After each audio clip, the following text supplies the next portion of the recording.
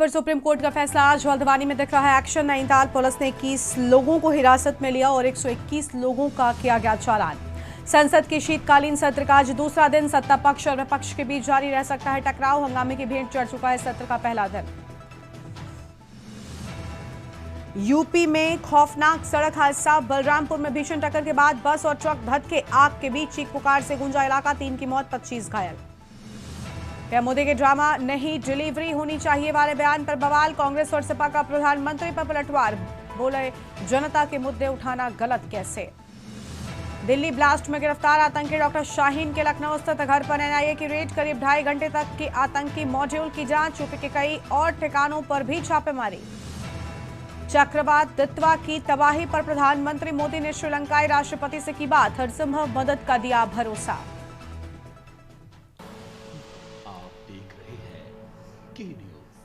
खबरों का सारथी।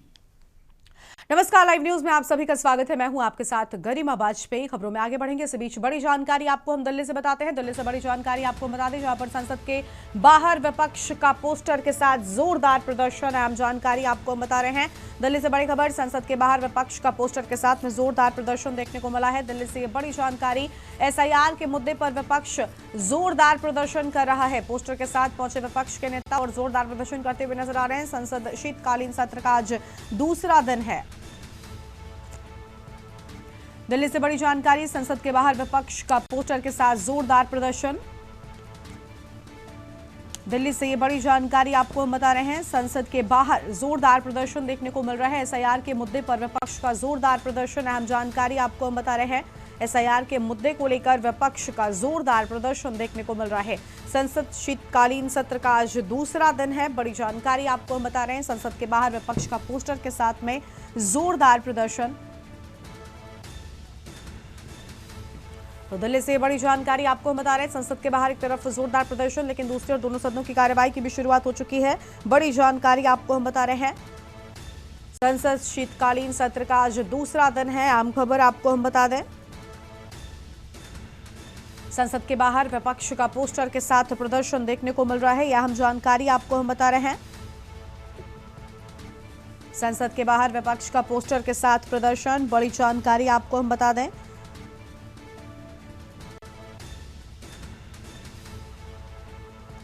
संसद शीतकालीन सत्र का आज दूसरा दिन। तस्वीर आपको हम दिखा रहे हैं।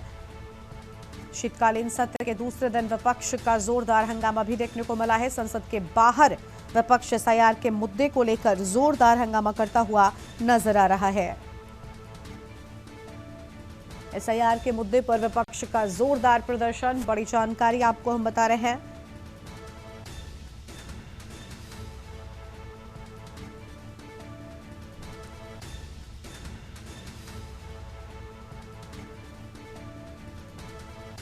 संसद शीतकालीन सत्र का आज दूसरा दिन। दूसरी तस्वीर आपको हम दिखा रहे हैं, जहां पर जोरदार हंगामा शीतकालीन सत्र के दौरान नारेबाजी एसआईआर मुद्दे को लेकर विपक्षी नेताओं की ओर से की जा रही है।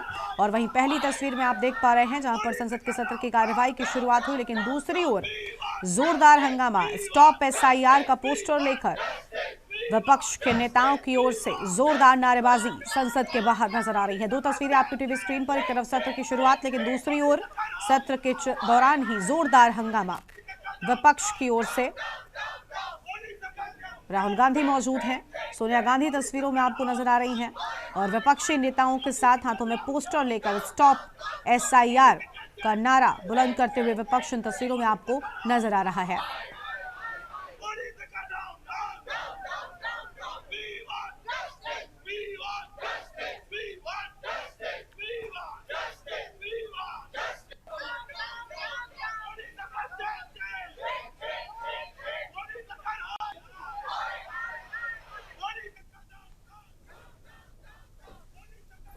की परिकल्पना को साकार करने के लिए नया सहकारिता मंत्रालय का निर्माण किया और पिछले 4 साल से माननीय गृह मंत्री एवं सहकारिता मंत्री अमित भाई के नेतृत्व में सहकारिता क्षेत्र में बड़ी क्रांति हो रही है और रोजगार निर्मित और ग्रामीण अर्थव्यवस्था सक्षम करने के लिए, मजबूत करने के लिए बहुत सारे क्रांतिकारी निर्णय लिए जा रहे हैं, बहुत सारी पहले लाई गई है।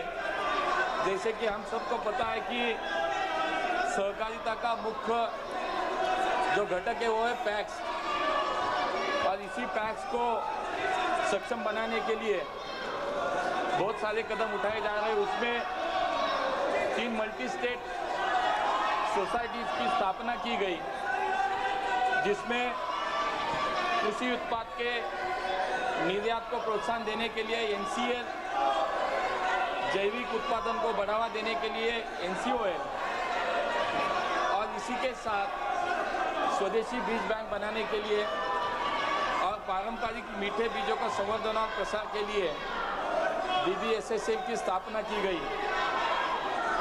इसी प्रकार हमारे जो सदस्य उन्होंने ये सवाल पूछा है BBSSL के संदर्भ में कि उत्तर प्रदेश में आज BBSSL की क्या स्थिति है, तो मैं आपके माध्यम से उनको बताना चाहता हूँ कि आज उत्तर प्रदेश में लगभग 4200 सहकारी समितियाँ जो BBSSL की अभी सदस्य बनी है। उत्तर प्रदेश की विभिन्न जिलों में अनेक फसलों का बीज उत्पादन किया जा रहा है। उत्तर प्रदेश प्रादेशिक सहकारी फेडरेशन के साथ अन्य सदस्य सहकारी समितियों के माध्यम से उच्च गुणवत्ता वाले भारतीय बीज ब्रांड नाम से बीजों का व्यवसाय किया जा रहा है। इसके अलावा कई सहकारी समितियां उनके माध्यम से BBSSL उत्तर प्रदेश कृषि विभाग द्वारा प्राप्त डिमांड के हिसाब से बीजों का वितरण सीधे किसानों को कर रही है। इसी के साथ मूंगफली हो, गेहूं हो, मसूर हो, चना की फसलों का बीज भी राज्यों में उपलब्ध किया जा रहा है। अध्यक्ष जी, आज देश में BBSSL की कार्य पद्धति क्या है? पिछले 3 समानता भावों को लोगों तक पहुंचना चाहिए।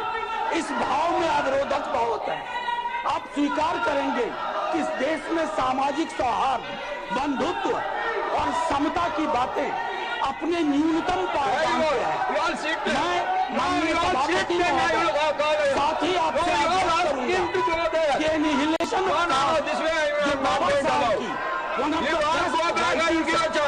उसको सरकारी पक्ष को भी ये समझना होगा कि जब तक समता और बंधुत्व हम स्थापित नहीं करेंगे तब तक बहुत मुश्किल होगी।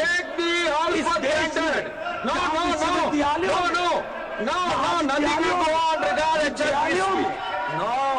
अलग अलग जातिगत उत्पीड़न के केसेस हैं। वैसे माहौल में एनिहिलेशन ऑफ कास्ट, इन दोनों का समराइज्ड ये किसी भी प्रार्थना से मैं आपके माध्यम से आपसे अपेक्षित है मेरी बातें शोरगुल में मुझे फिर मौका दिया जाए। Now, Dr. Ashok Kumar Mittal.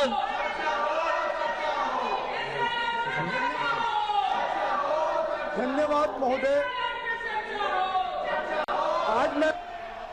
आज देश में अब तक 34 राज्यों और केंद्र शासित में कुल 33,700 समितियां सदस्य बनी है। मुझे लगता है कि इसके माध्यम से सहकारिता आंदोलन को सक्षम बनाने का कार्य BBSSL के माध्यम से भी करने का हमारा प्रयास है।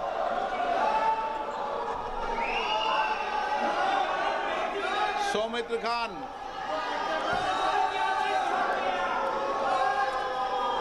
नमस्कार सर।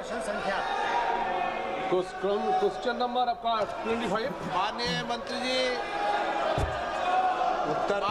जी, उत्तर सभा पटल पर रखा गया है महोदय। माननीय सदस्य। Thank you sir. आज के आमियो धरना जे बांकुड़ा डिस्ट्रिक्ट 900 तो बड़ी जानकारी आपको हम बता रहे हैं, जहां पर शीतकालीन सत्र के दूसरे दिन विपक्ष का जोरदार हंगामा देखने को मिला। तस्वीर आपको हम दिखा रहे थे। एसआईआर के मुद्दे को लेकर विपक्ष ने जोरदार नारेबाजी संसद के बाहर की है और राहुल गांधी, सोनिया गांधी मौजूद नजर आए। संसद के दोनों सदनों में भी एसआईआर के मुद्दे को उठाया गया और जोरदार विरोध विपक्ष की ओर से दर्ज कराने की कोशिश की गई। एसआईआर के मुद्दे पर चर्चा की मांग को तेज किया गया और इसी मांग के चलते जोरदार हंगामा विपक्ष की ओर से देखने को मिला है।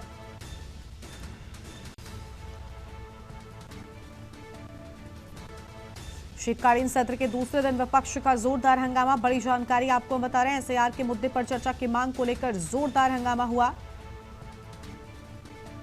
संसद के बाहर से लेकर अंदर तक विपक्ष की जोरदार नारेबाजी। डायरेक्ट पेमेंट দেওয়া যায় কোনো অপশন আছে কিনা সেটা আমি মন্ত্রী মহোদয়ের কাছে আমার জিজ্ঞাসা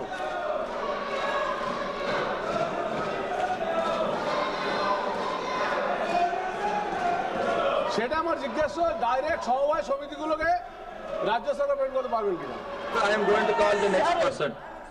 No, I am not going to listen to you.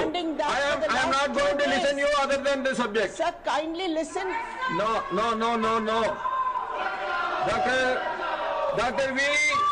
Shivadasan. इसलिए कि हमारे देश के प्रधानमंत्री आदरणीय नरेंद्र मोदी की यह धारणा है कि हमको अगर विकसित भारत बनाना है तो सभी राज्यों का और सभी क्षेत्र में समान रूप से विकास हो, और जब तक सभी राज्य विकसित नहीं होंगे, हर क्षेत्र विकसित नहीं होगा, तब तक हम विकसित भारत की कल्पना नहीं कर सकते। और इसी उद्देश्य को ध्यान में रख के आदरणीय प्रधानमंत्री नरेंद्र मोदी जी इस योजना को मत्स्य पालन के क्षेत्र में जो उन्होंने प्रधानमंत्री मत्स्य संपदा योजना प्रारंभ किया, उसने पूरे देश में मछली के उत्पादन में एक क्रांति लाने का काम किया। लेकिन दुख की बात यह है कि पश्चिम बंगाल की सरकार ने इसमें कोई सहयोग नहीं किया।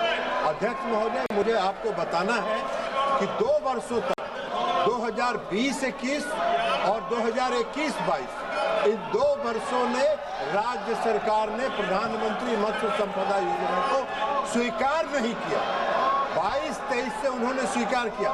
केंद्र सरकार ने पश्चिम बंगाल में जो प्रधानमंत्री मत्स्य संपदा योजना में खर्च का लक्ष्य रखा था 910 करोड़ रुपए, और उसके एवज में जब 22-23 से शुरू किया भाग लेना पश्चिम बंगाल सरकार ने, तो मात्र 221 करोड़ रुपए का ही प्रस्ताव वहां से प्राप्त हुआ, जिसमें आज तक जो राशि आवंटित की गई है केंद्रीय शेयर की 221 करोड़ रुपए, उसमें मात्र 114 करोड़ रुपया अब तक जारी किया है 221 करोड़ में, और मात्र 58.51 करोड़ पश्चिम बंगाल की सरकार ने खर्च किया है। 22-23 से आज तक जो पश्चिम बंगाल की सरकार का खर्च का जो रेशियो है वो मात्र 51%। अब अगर राज्य सरकार सहयोग नहीं करेगी तो फिर केंद्र सरकार कहीं पर नहीं। मैंने स्वयं पश्चिम बंगाल में जाके इसकी समीक्षा किया 2 अगस्त को इसी वर्ष, और बहुत ही कनीय रैंक के अधिकारी आए जिनको कुछ पता नहीं था। जब मैंने पता किया तो मालूम हुआ कि उच्च स्तर पर निर्णय हुआ कि भारत सरकार की किसी बैठक में सबसे निम्न स्तर का अधिकारी जाएगा। यह है राज्य सरकार का सोच। तो इस देश को विकसित करने का प्रधानमंत्री मोदी जी का जो लक्ष्य है, उसमें राज्य सरकार जहां सहयोग नहीं कर रही है वहां कठिनाई हो रही है। हमारी जो योजना है वो हम राज्य सरकार के माध्यम से खर्च करते हैं, सीधे तौर पर सहयोग समिति को हम नहीं देते हैं। उनके लिए FIDF है, फिशरी इंफ्रास्ट्रक्चर डेवलपमेंट फंड है, वो उसका उपयोग करके आगे बढ़ते हैं। माननीय सदस्यगण, मैं पुनः आपसे आग्रह कर रहा हूं, प्रश्नकाल महत्वपूर्ण है, आप सदन में भागीदारी निभाएं। माननीय सदस्यगण, में जिस तरीके का आचरण देख रहा हूं संसद के अंदर और कई मान्य संसद सदस्य संसद के बाहर जिस भाषा का प्रयोग संसद के लिए कर रहे हैं वह न संसद के लिए हित के लिए न देश के हित लिए है। अगर उनके राजनीतिक दलों की यही परंपरा है तो देश देख रहा है संसद के अंदर विरोध असहमति लोकतंत्र में होती है, लेकिन मर्यादा बनाए, शालीनता बनाए और हमारे प्रयास से संसद की मर्यादा गरिमा ऊंची हो। मैं हमेशा हर मुद्दे पर हर विषय पर आपको पर्याप्त समय पर्याप्त अवसर देता हूं, लेकिन मेरा आपसे आग्रह है दुनिया का सबसे बड़ा लोकतंत्र जो दुनिया के अंदर मार्गदर्शन देता है, हमारी संसद की मर्यादा परंपरा भी उच्च कोटि की होनी चाहिए और विशेष रूप से आपका व्यवहार और आचरण संसद की मर्यादाओं के अनुरूप हो, ये मेरा आपसे आग्रह है। सदन की कार्रवाई आज 12 बजे तक के लिए स्थगित की जाती है। तो सदन की कार्यवाही को 12 बजे तक के लिए जोरदार हंगामे के चलते स्थगित किया गया है। बड़ी जानकारी आपको बता रहे हैं, संसद के बाहर से लेकर अंदर तक विपक्ष की जोरदार नारेबाजी के बाद लोकसभा अध्यक्ष की ओर से अहम बातें भी विपक्ष को लेकर कही गई। साफ तौर पर कहा कि विरोध दर्ज कराइए लेकिन मर्यादा को मत भूलिए, लेकिन दूसरी ओर विपक्ष का हंगामा लगातार जारी रहता है और इसी हंगामे के चलते कार्यवाही को दोपहर 12 बजे तक के लिए स्थगित कर दिया गया है। बड़ी जानकारी आपको बता रहे हैं, लोकसभा की कार्यवाही को 12 बजे तक के लिए स्थगित किया गया है। SIR मुद्दे पर चर्चा की मांग को विपक्ष तेजी के साथ उठाता हुआ जोरदार हंगामे के साथ आगे बढ़ता हुआ नजर आता है और यही वजह है कि कार्यवाही को फिलहाल 12 बजे तक के लिए स्थगित कर दिया गया है। शीतकालीन सत्र के दूसरे दिन भी विपक्ष का जोरदार हंगामा और इसी हंगामे के बीच कार्यवाही को स्थगित किए जाने की बात सामने आई है। बड़ी जानकारी आपको हम बता रहे हैं।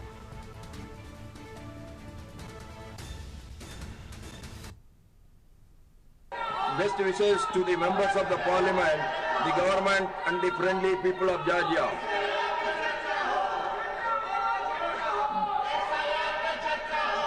Now it is Sri Trichy Siva. Point of. I have a point of. No, there is so much of disturbance. What point of order can be taken up? No point of order can be taken up. No. Lok Sabha की कार्यवाही को 12 बजे तक के लिए जोरदार हंगामे के चलते स्थगित किया गया। बड़ी जानकारी आपको बता रहे हैं, संसद शीतकालीन सत्र का आज दूसरा दिन और जोरदार हंगामे के चलते फिलहाल कार्यवाही को स्थगित कर दिया गया है। ये बड़ी जानकारी आपको बता रहे हैं। 12 बजे तक के लिए संसद सत्र की कार्यवाही को स्थगित किया गया। अहम खबर आपको बता दें, SIR के मुद्दे पर विपक्ष का जोरदार प्रदर्शन देखने को मिला है। बड़ी खबर आपको बता रहे हैं, लोकसभा की कार्यवाही 12 बजे तक के लिए स्थगित कर दी गई है। शीतकालीन सत्र के दूसरे दिन भी जोरदार हंगामा देखने को मिला। SIR पर चर्चा को लेकर विपक्ष का जोरदार हंगामा।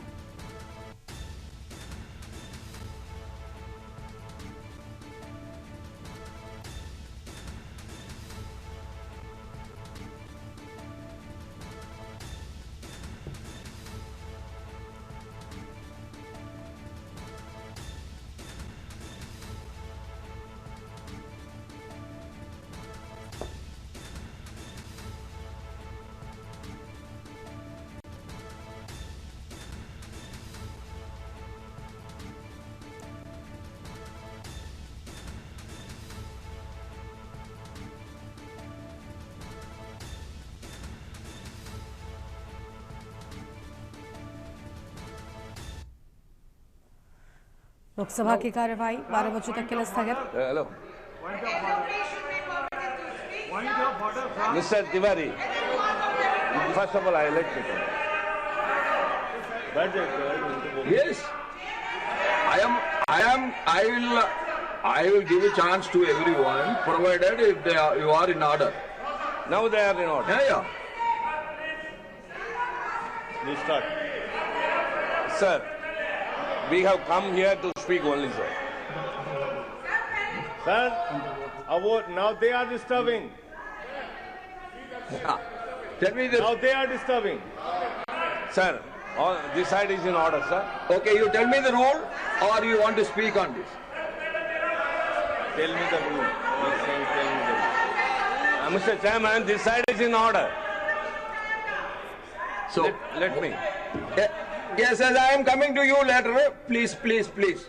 You tell the point of order. Rule 239, sir. When for the purposes of explanation, during discussion or for any other sufficient reason, any member has occasion to ask a question for under the consideration of the council, he shall ask the question through the chairman. Sir, my simple question is, sir, we all gave 267 notice, sir. You dispensed off with it. You didn't even tell what are the reasons why you dispensed off, in what reason the notice. The reason has been read out by me sir. in my answer sir. itself, and No. I am rejecting it. I have told you At least allow the what are the LOP. reasons. There is no point of order. Allow the LOP. There is no point of Allow the order. LOP to speak. चर्चा से क्यों भाग रहे हैं लोग? Allow the LOP to speak. Sir vote चोर सरकार चर्चा से क्यों भाग रही है?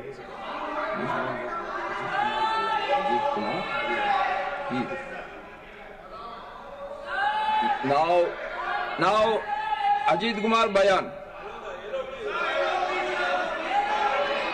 Respected Chairman, sir, for this mention, I'd like to draw attention to the prevailing situation in Tezpur University, Assam.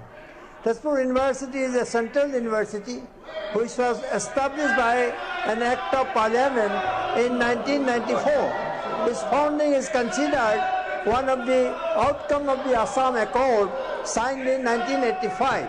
Since the last few months, the university has been witnessing dharna and protests against some omissions and commissions on the part of the university authority. The Vice Chancellor is not in university campus. For around 2 months, the students are staging dharna and protests, and no sincere attempt has been made to resolve the impasse. Several facts and information surfaced in the public domain regarding irregularities and corruption which are taking place under direct and tacit approval of the authority. The VC cannot escape responsibility simply by keeping away from the university campus. The need of the hour is to bring back the educational atmosphere to normalcy. For one individual, the highest temple of learning cannot be allowed to suffer. The government should be cautious in the matter of appointment of Vice Chancellor, and any extraneous consideration should not be pursued in appointing VCs. While expressing my anguish over the matter, I request the Honorable Minister of Education to step in and to take appropriate steps and restore the congenial atmosphere in the university. Thank you, sir. Dr. K. Lakshman. Thank you, Chairman, sir. This is the most important and concerned issue pertaining to national security, and it has impact on the youth, sir.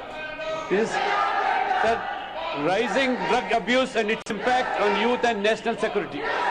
Sir, I rise to express deep concern over the rising of the drug abuse in India, which poses a grave threat not only to our youth, but our public health and even our internal security, sir. Well, the government of India has taken commendable steps through the National Action Plan for Drug Demand Reduction and by strengthening the Narcotics Control Bureau and enforcement agencies. The scale of the crisis today requires even more urgent and targeted intervention, sir.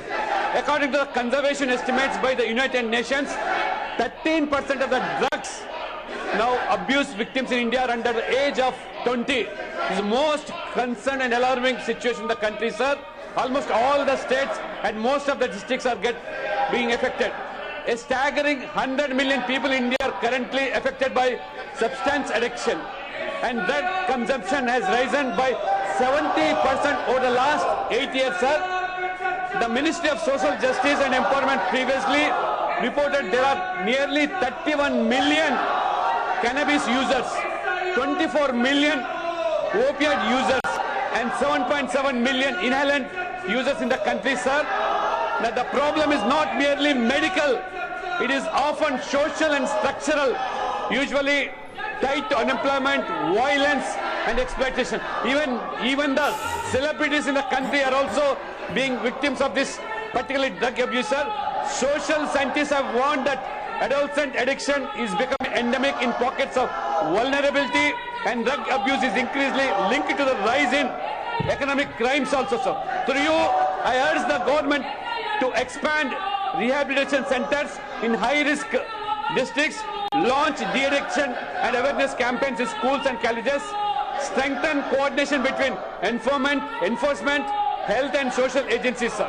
Crack down on drug peddlers, especially those who target education institutions, youth and students, and targeting Indian youth. Let us act before the silent epidemics robust as on our nation's future, sir. Thank you very much. Shri Baburam Nishad.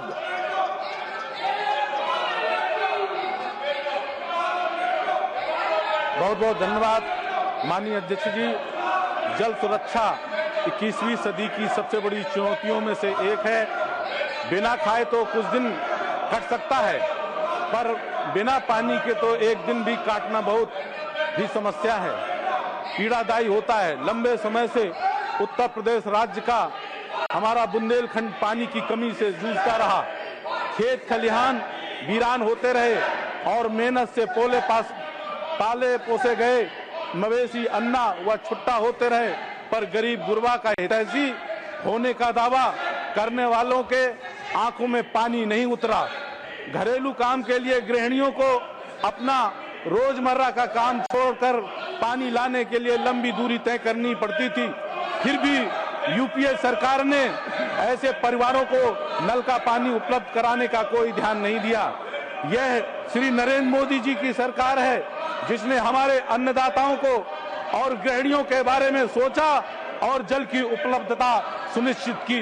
मैं आज इस सदन में बुंदेलखंड क्षेत्र की जनता की ओर से देश के यशस्वी प्रधानमंत्री नरेंद्र भाई मोदी जी का धन्यवाद व्यक्त करने के लिए खड़ा हुआ हूं। पिछले वर्ष हमारे पूर्व प्रधानमंत्री परम श्रद्धेय श्री अटल बिहारी वाजपेयी जी की सभी जयंती के मौके पर प्रधानमंत्री श्री नरेंद्र मोदी जी ने बुंदेलखंड क्षेत्र की जनता को केन बेतवा नदी जोड़ो परियोजना की सौगात दी थी।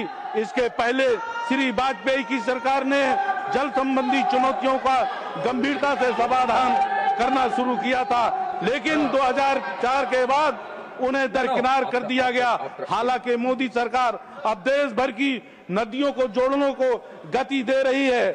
निश्चित रूप से केन बेतवा लिंक परियोजना जल्द ही साकार होने वाली है, जो बुंदेलखंड क्षेत्र में समृद्धि और खुशहाली के लिए नए द्वार खोलेगी। भारत सरकार ने साल 2021 में 35,000 करोड़ रुपए की अनुमानित लागत से केन बेतवा नदी जोड़ो परियोजना के कार्यान्वयन को मंजूरी दी है। इस जीवनदायिनी परियोजना का साल 2030 तक पूरा करने की परिकल्पना की गई है, जिसका शुरुआती लाभ 2026 से मिलना शुरू हो गया है। पिछले 11 साल को भारत के इतिहास में जल सुरक्षा और संरक्षण के एक अभूतपूर्व दशक के रूप में याद किया जाए। यूपीए सरकार ने तो संसद के सत्र की कार्यवाही एक तरफ लोकसभा में स्थगित कर दी गई है, जबकि राज्यसभा में लगातार जारी है। हालांकि एसआईआर के मुद्दे की चर्चा को लेकर विपक्ष लगातार जोरदार हंगामा करता हुआ नजर आया है। वापस से अपनी खबरों का रुख कर लेंगे लखनऊ से। इस बीच बड़ी जानकारी सामने आ रही, सबसे पहले उसका रुख कर लेते हैं। बड़ी खबर आपको लखनऊ से बताते हैं, जहां पर योगी की कैबिनेट की अहम बैठक की शुरुआत हुई। बड़ी जानकारी आपको हम बता रहे हैं लखनऊ से। बड़ी खबर, योगी की कैबिनेट की अहम बैठक शुरू हुई। योगी कैबिनेट की अहम बैठक की शुरुआत, बड़ी जानकारी लखनऊ से आपको हम बता रहे हैं। आज 20 अहम प्रस्तावों पर लग सकती है मोहर। बड़ी जानकारी आपको हम बता रहे हैं। कैबिनेट की बैठक की शुरुआत हुई, कई अहम प्रस्तावों पर मोहर लग सकती है। सीएम योगी की कैबिनेट की अहम बैठक की शुरुआत की बात सामने आई है।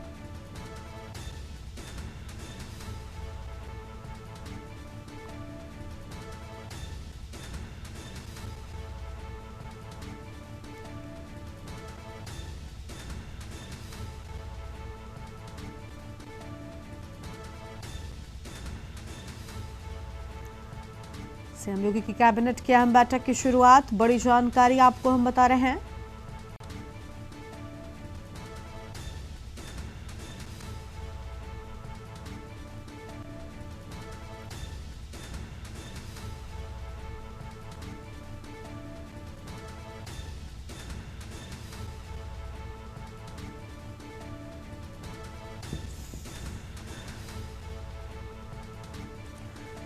योगी कैबिनेट की अहम बैठक की शुरुआत की बात लखनऊ से सामने आई है। आगे बढ़ेंगे खबरों की ओर। लखनऊ में योगी कैबिनेट की अहम बैठक के बीच उत्तर प्रदेश सरकार के मंत्री जयवीर सिंह ने मीडिया से बात करते हुए कई अहम मुद्दों पर अपनी बात रखी है।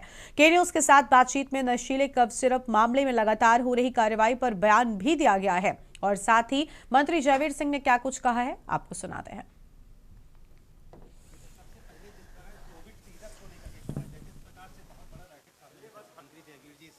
मौजूद है। सबसे पहले जिस प्रकार कोविड सीरप को लेकर के कहा जाए, जिस प्रकार से बहुत बड़ा रैकेट सामने बस खड़े होकर कर लो यहीं निश्चित रूप से जो भी इसमें शामिल होगा, हमारी जांच एजेंसियां उस पर प्रभावी तरीके से काम कर रही है। खोज के उनके खिलाफ कार्रवाई हो रही है। जो भी दोषी होगा उसके खिलाफ कार्रवाई होगी। जिस प्रकार से कहते हैं माफियाओं के नाम निकल करके सामने आ रहे हैं, जो भी माफिया हो बेमाफिया जो इन्वॉल्व होगा कार्रवाई होगी। आज कैबिनेट को लेकर के क्या है?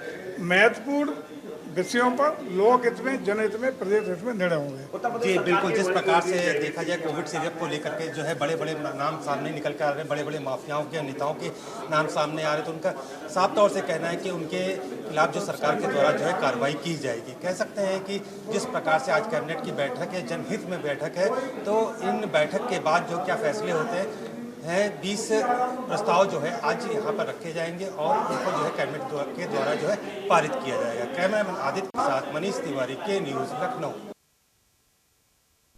लखनऊ में यूपी सरकार के मंत्री अनिल राजभर ने के न्यूज के साथ बातचीत में कई मुद्दों पर अपनी बात रखी। मंत्री राजभर ने विपक्ष को जमकर घेरा है। उन्होंने कहा कि विपक्ष के पास कोई भी मुद्दा नहीं है। संसद का जब भी सत्र चालू होता है, अलग अलग मुद्दे लेकर संसद को चलने नहीं देते हैं और संसद के सत्र में एसआईआर का मुद्दा लेकर उनके द्वारा लगातार संसद को चलने नहीं दिया जा रहा है। विपक्ष को चुनाव आयोग से सवाल करना चाहिए, भारतीय जनता पार्टी का एसआईआर से क्या मतलब है। विपक्षी दलों के पास जनता के कोई भी मुद्दे नहीं है। और क्या कुछ कहा अनिल राजभर ने, वो भी सुन लीजिए। सबसे पहले विपक्षी दल का जो एसआईआर जो आप वहाँ देख सकते हैं, संसद से लेकर के लगातार जो है उनकी तरह जब भी संसद का सत्र आता है, प्रतिपक्ष किसी न किसी बहाने उसको बाधित करने का, संसद ना चले, वो बेनकाब हो जाएं, न होने पाए, तो इस तरह का सरकार जो है कि जो अच्छे काम कर रही है उसकी चर्चा न हो पाए, इसलिए कोई न कोई बहाना खोज के संसद की कार्रवाई को बाधित करने का आप देखिए ना, कई बार से ऐसा होता है। इस बार एसआईआर है, पिछले बार कोई और बहाना था, उससे पहले कोई और बहाना था। तो इनके पास ही न विकास का इनके पास कोई मुद्दा है, न नौजवानों के लिए कोई बात है, न महिलाओं के लिए कोई बात है, न किसानों के लिए कोई बात है, देश के विकास से कोई सरोकार नहीं है, तो संसद की कार्रवाई को बाधित करेंगे। तो उनका जिस प्रकार से विपक्षियों का कहना है कि हम चुनाव आयोग से जो लेटर लिखते हैं जवाब नहीं मिलता है और जवाब देने भारतीय जनता पार्टी, ये चुनाव आयोग में जाए ना, भारतीय जनता पार्टी से चुनाव आयोग से क्या लेंगे भाई? चुनाव आयोग भारत का चुनाव आयोग है, उससे भाजपा का क्या लेना देना? अगर चुनाव आयोग की किसी कार्रवाई से आपको दिक्कत है तो आपको चुनाव आयोग जाइए, माननीय न्यायालय का दरवाजा सबके लिए खुला है। देखिए, बेवजह की बात कर रहे हैं। बिहार के चुनाव ने ये प्रमाणित कर दिया है कि चुनाव आयोग के एसआईआर के कार्यक्रम के साथ पूरी जनता खड़ी है। एक भी प्रोटेस्ट नहीं बिहार के चुनाव में, एक भी प्रोटेस्ट नहीं, और एक भी मतदान पर पुनर्मतदान नहीं। बहुत बड़ी बात है। जी बिल्कुल। जिस प्रकार से जो है सभी विपक्षी दल लगातार जो है सत्र से लेकर के जो है लगातार देश भर में जो है एसआईआर को लेकर के पूरे हंगामे को और लेटरबाजी जो चुनाव आयोग को लेटर लिखे जा रहे हैं और लगातार जो भारतीय जनता पार्टी के ऊपर आरोप लगाया जा रहा है। अब ये देखना है जिस प्रकार से विपक्षी दल के जो एसआईआर को मुद्दे को लेकर लगातार जो विरोध किया जा रहा है, अब देखना आगे की क्या कार्रवाई होगी। कैमरामैन आदित्य के साथ मनीष तिवारी, के न्यूज, लखनऊ। आगे बढ़ेंगे खबरों की ओर और अगली बड़ी जानकारी आपको बताते हैं। दिल्ली से लेकर यूपी तक एसआईआर के मुद्दे पर विपक्ष हंगामा कर रहा है। लखनऊ में यूपी सरकार के मंत्री धर्मपाल सिंह ने के न्यूज इंडिया से खास बातचीत करते हुए विपक्ष को जमकर घेरा है। उन्होंने कहा कि विपक्षी दल एसआईआर का मुद्दा बिल्कुल गलत तरीके से उठा रहे हैं। एसआईआर होने से मर चुके लोगों के नाम कट जाएंगे, वोटर लिस्ट से गलत लोगों के नाम कट जाएंगे और अखिलेश यादव के पैरों की जमीन खिसक चुकी है। उत्तर प्रदेश में घुसपैठियों को चिन्हित किया जा रहा है। जल्द से जल्द उनको चिन्हित कर उनको वापस उनके देश भेजने की प्रक्रिया की जाएगी। और क्या कुछ कहा वो भी आपको सुनाते हैं। प्रदेश के मंत्री इस वक्त हमारे साथ मौजूद हैं। जिस प्रकार से एसआईआर का मुद्दा इस समय सबसे ज्यादा कर रहा है, एसआईआर का मुद्दा बिल्कुल गलत उठा रहे हैं वो लोग। एसआईआर माने जो फर्जी वोट हैं वो कट जाएंगे, जिनकी मृत्यु हो चुकी है वो कट जाएंगे, जो डबल वोट है वो कट जाएंगे। तो ये भारतीय जनता पार्टी नहीं, चुनाव आयोग करा रहा है और चुनाव आयोग SIR ठीक करा रहा है। विपक्ष को, विशेषकर अखिलेश यादव के पैरों की जमीन खिसक रही है, इसलिए घबरा रहे हैं। जिस प्रकार से घुसपैठी की बात की जाए तो लगातार उनका विपक्षी दल कह रहे हैं कि घुसपैठियों को सर एक सेकंड घुसपैठियों को लेकर के क्या कोई घुसपैठिए निश्चित रूप से मारे निकाले जा रहे हैं। जी बिल्कुल, SIR का मुद्दा हो, चाहे विपक्ष का हो, चाहे घुसपैठियों का मुद्दा हो, उसमें साफ तौर से कहना है कि जो कुछ भी कर रहा है चुनाव आयोग कर रहा है, घुसपैठियों को लेकर के उत्तर प्रदेश सरकार कदम उठा रही है, सारे घुसपैठियों को बाहर भेजा जाएगा। कैमरामैन आदित्य के साथ मनीष तिवारी, के न्यूज, लखनऊ। और अब सीधा आपको गुजरात के वडोदरा लेकर चलते हैं, जहां पर उत्तराखंड के मुख्यमंत्री पुष्कर सिंह धामी पहुंचे हुए, तस्वीर आपको दिखाएंगे।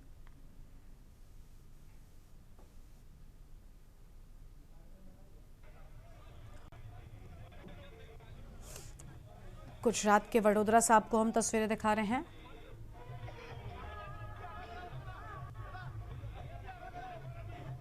गुजरात के वडोदरा से सीएम पुष्कर सिंह धामी की ये सीधी तस्वीरें आपको हम दिखा रहे हैं।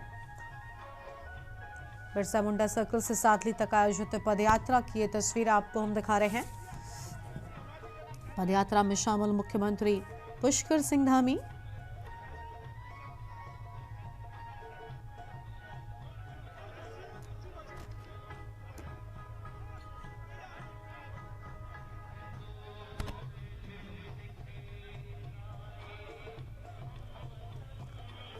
बिरसा मुंडा सर्कल से सादली तक पदयात्रा की ये तस्वीरें, मुख्यमंत्री पुष्कर सिंह धामी इसमें शामिल हैं।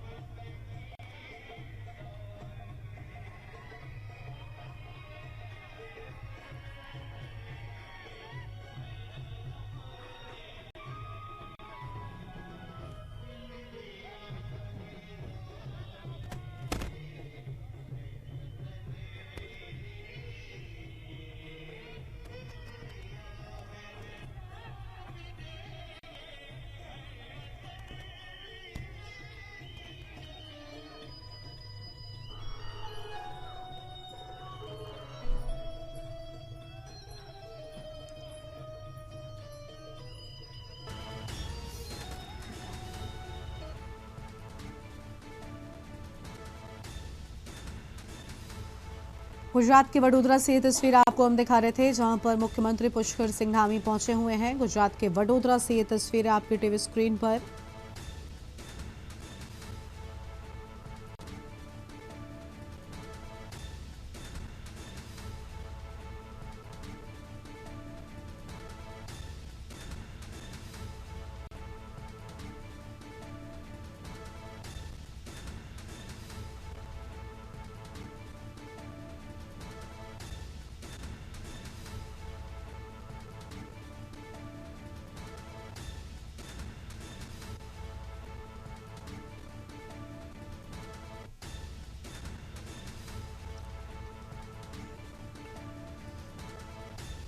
बड़ी जानकारी आपको हम बता रहे हैं। गुजरात के वडोदरा से सीएम पुष्कर सिंह धामी की तस्वीरें। बिरसा मुंडा सर्कल से सादली तक आयोजित पदयात्रा में मुख्यमंत्री पुष्कर सिंह धामी पहुंचे हुए हैं। तस्वीर आपको हम दिखा रहे हैं।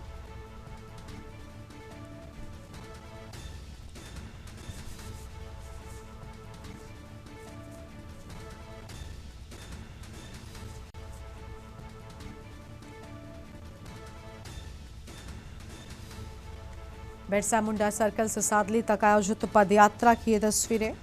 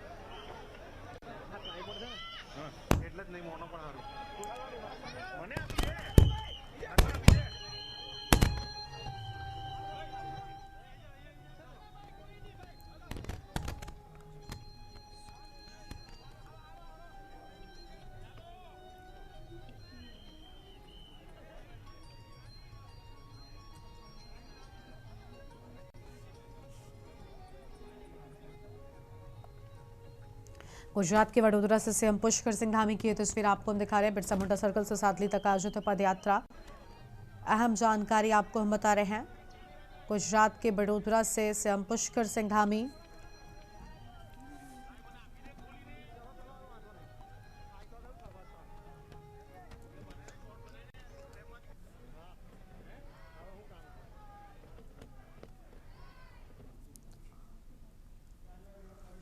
तो ये तस्वीर आपको हम दिखा रहे थे, जहां पर गुजरात के वडोदरा पहुंचे सीएम पुष्कर सिंह धामी पदयात्रा में शामिल हुए हैं। आगे बढ़ेंगे अपनी खबरों की ओर और अहम खबर आपको हम हरदोई से बताते हैं, जहां पर एसपी पूर्वे ने निरीक्षण किया है। माथातू को जारी किया आवश्यक दिशा निर्देश और एसपी ने मल्लावा थाने का निरीक्षण किया। कार्यालय, मालखाना व बैरक का निरीक्षण करने की बात सामने आई है। बड़ी खबर आपको बता रहे हैं।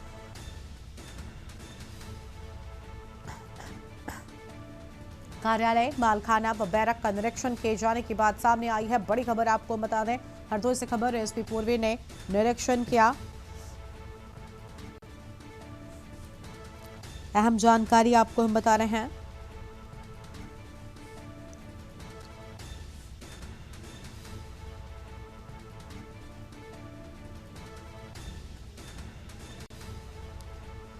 कार्यालय, मालखाना व बैरक का निरीक्षण किए जाने की बात सामने आई है। हरदोई से खबर, एसपी पूर्वे ने किया निरीक्षण। अहम जानकारी आपको हम बता रहे हैं।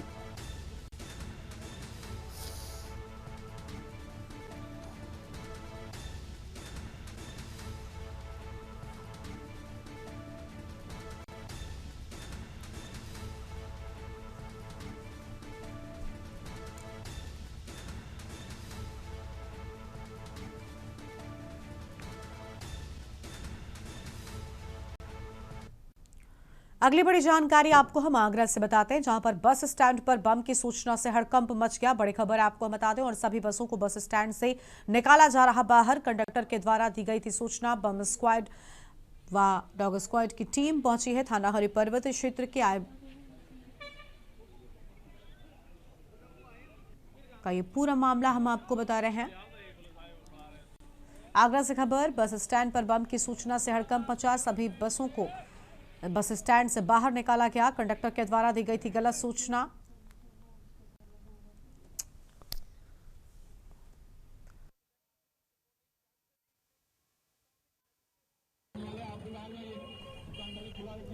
कंडक्टर के द्वारा पूरे मामले की जानकारी दी गई थी।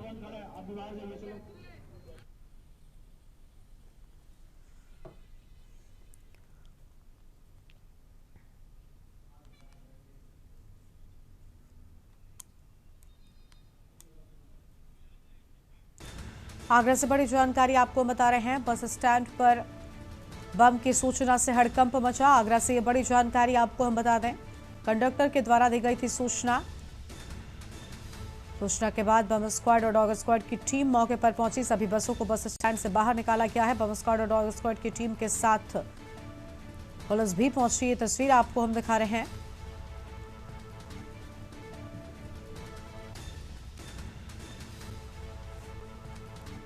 हालांकि अब तक ये सूचना गलत साबित हुई। आगरा से ये खबर आपको हम बता रहे हैं।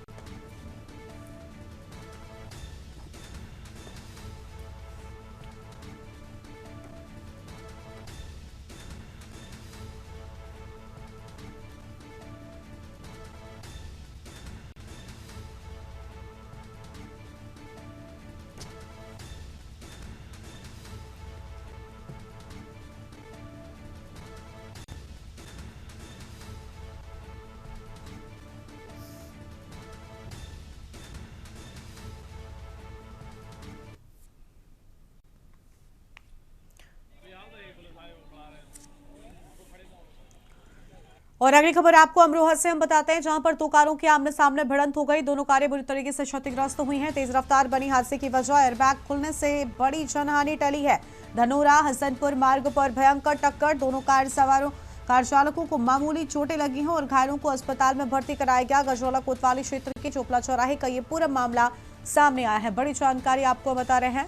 एयरबैग खुलने से बड़ी जनहानि टली। धनोरा हसनपुर मार्ग पर भयंकर टक्कर की बात सामने आई।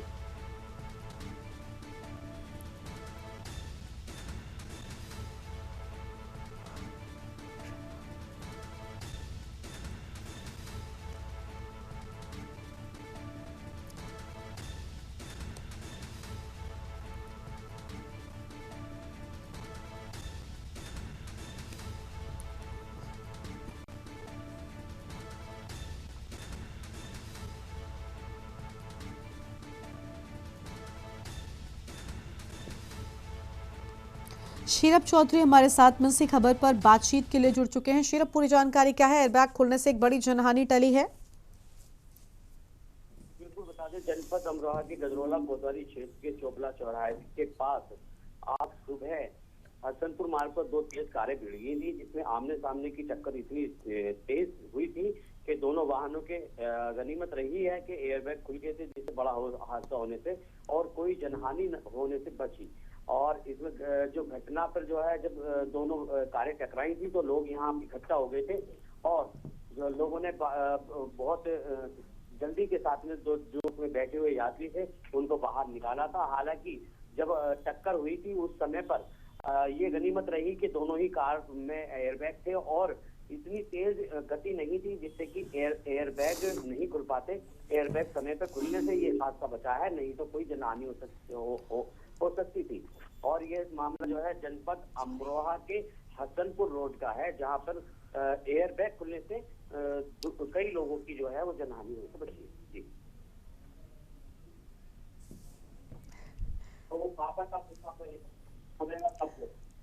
शुक्रिया शीरप आपका हमारे साथ जुड़ने के लिए और अहम जानकारी के लिए। गजरौला की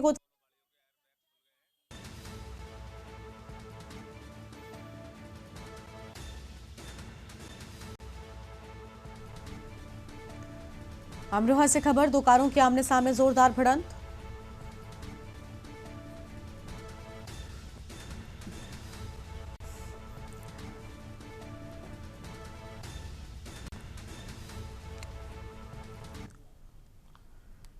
आगे बढ़ते हैं खबरों की ओर। अगली खबर आपको हम तरनतारन से बताते हैं, जहां पर खंडूर साहिब की विधानसभा क्षेत्र के गांव बुल्लर में एक किराना व्यापारी की गोली मारकर हत्या कर दी गई और इस घटना के बाद हमलावर मौके से भागने में कामयाब हो गए। सदर तरनतारन थाने की पुलिस ने मृतक के शव को कब्जे में लेकर आगे की कानूनी कार्रवाई शुरू कर दी है। सदर तरनतारन क्षेत्र के हेड रंजीत सिंह ने जानकारी देते हुए बताया कि गांव भुल्लर के रहने वाले दलजीत सिंह बेटे खजान सिंह गांव में किराना स्टोर चलाते थे। उन्होंने बताया कि जब वो अपनी दुकान पर मौजूद थे तभी मोटरसाइकिल पर आए दो अनजान लोगों ने उन्हें गोली मार दी। गोली लगने से उनकी दुकान के अंदर ही मौत हो गई। दलजीत सिंह के पिता पूर्व सरपंच हैं। उन्होंने बताया कि परिवार को कोई कभी धमकी या फिरौती का कॉल नहीं आया था। हालांकि पुलिस मामले की जांच कर रही है।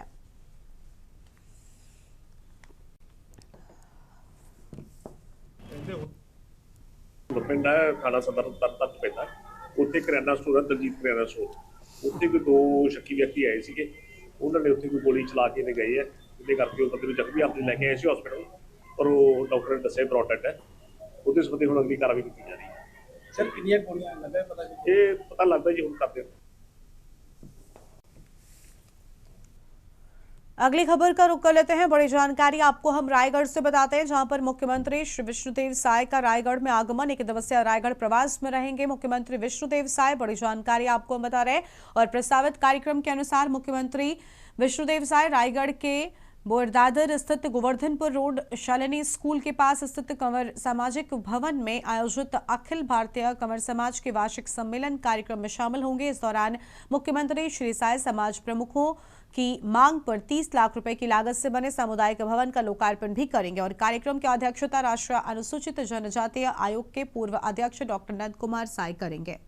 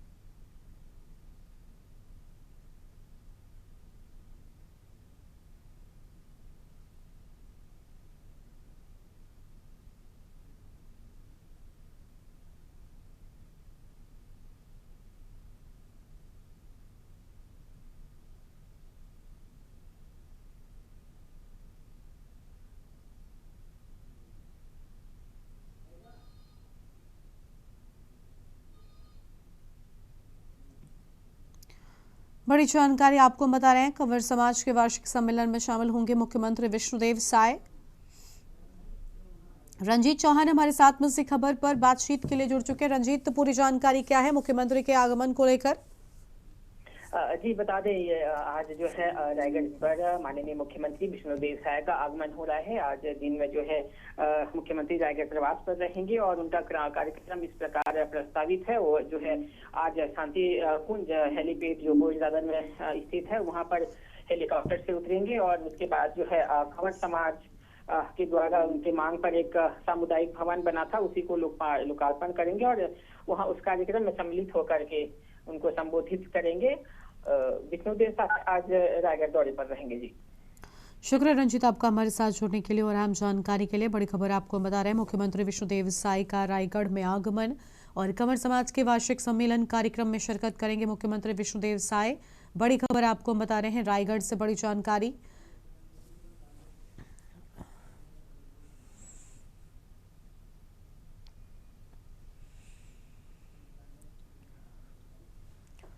और अगली बड़ी जानकारी कानपुर से आपको बताते हैं। बड़ी खबर कानपुर से इस बीच मंदिर प्रांगण में मुस्लिम युवकों का हंगामा।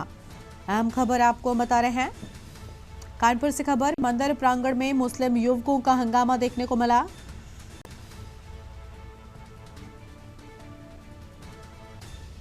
महिला श्रद्धालुओं से आए दिन करते हैं घिनौनी हरकत। अभद्रता करने का वीडियो सोशल मीडिया पर वायरल हुआ है। बड़ी जानकारी आपको हम बता रहे हैं, महिला श्रद्धालुओं से आए दिन करते हैं छेड़छाड़। मदनपुर गांव के पास बना प्राचीन शिव मंदिर का पूरा मामला हम आपको बता रहे हैं। विवेक पाल हमारे साथ में जुड़ चुके हैं। विवेक, मंदिर प्रांगण के भीतर मुस्लिम युवकों का हंगामा देखने को मिला, महिलाओं के साथ छेड़खानी के जिक्र सामने आया, पूरी जानकारी क्या है आपके पास? जी बिल्कुल, आपको बता दें कि जो देवना थाना क्षेत्र का एक गांव पड़ता है मदनपुर, जहां पर प्राचीन एक शिव मंदिर है। वहां पर कई दिनों से जो मुस्लिम युवक है, ये बताया जा रहा है कि देवना गांव के रहने वाले हैं। ये मंदिर प्रांगण में कई दिन से आते हैं बाइक से और वहां के जो श्रद्धालु हैं, जो महिलाएं हैं जो पूजा पाठ करने के लिए आती हैं, उनके साथ अभद्रता करते हैं, गाली गलौज करते हैं। और एक वीडियो भी सोशल मीडिया पे वायरल हुआ है जिससे साफ तौर पर देखा जा रहा है किस तरीके से जो मुस्लिम युवक हैं ये वहां पे हंगामा करते हैं, गाली गलौज करते हैं और जो पुजारी हैं उनके साथ भी अभद्रता करते नजर आए। जब पुजारी ने विरोध किया तो गाली गलौज की और उसके साथ ही साथ युवकों ने बाद में देख लेने की धमकी दी, जिसको लेकर के पीड़ित ने थाने में पुलिस से न्याय की गुहार लगाई है। हालांकि बताया जा रहा है कि पुलिस ने एक युवक को अभी अपने कस्टडी में लिया, उसे पूछताछ जारी है। फिलहाल जो मंदिर का जो प्रांगण है वहां पे ऐसा बताया जा रहा है कि जो श्रद्धालु हैं लगातार कई दिनों से ऐसी शिकायतें कर रहे थे, लेकिन युवकों के खिलाफ कार्रवाई नहीं हुई थी। जब वीडियो सोशल मीडिया पे वायरल हुआ है तो पुलिस हरकत में आई है और पुलिस ने एक युवक को हिरासत में लेकर पूछताछ भी कर रही है। वही जो मंदिर प्रांगण के जो पुजारी हैं उनका साफ तौर पे आरोप है कि जिस तरीके से युवकों ने हंगामा किया, वहाँ पे अभद्रता की, गाली गलौज की, इसको लेकर के बर्दाश्त नहीं किया जाएगा। अगर जो पुलिस किसी प्रकार की कार्रवाई नहीं करती है तो उच्च अधिकारियों से भी मामले की शिकायत की जाएगी। बहुत शुक्रिया विवेक आपका हमारे साथ जुड़ने के लिए और अहम जानकारी के लिए। कानपुर से खबर, मंदिर प्रांगण में मुस्लिम युवकों का हंगामा देखने को मिला।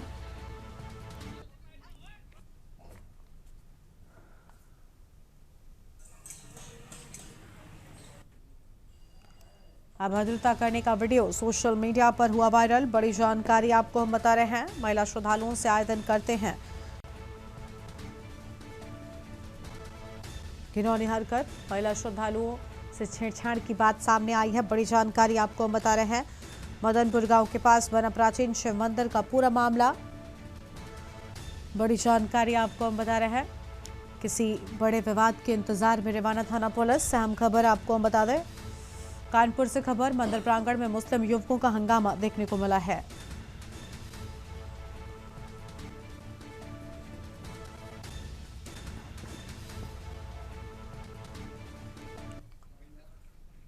लाइव न्यूज में फिलहाल इतना ही। तमाम बड़ी खबरों के लिए आप देखते रहिए न्यूज इंडिया। नमस्कार।